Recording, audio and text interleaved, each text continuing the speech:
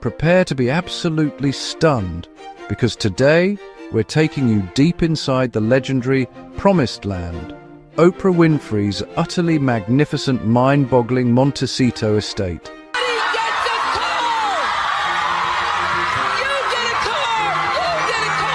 For decades, she has captivated us, inspired us, and built an empire unlike any other. But beyond the headlines and television screens lies a realm of almost unimaginable luxury, a personal sanctuary known simply as the Promised Land.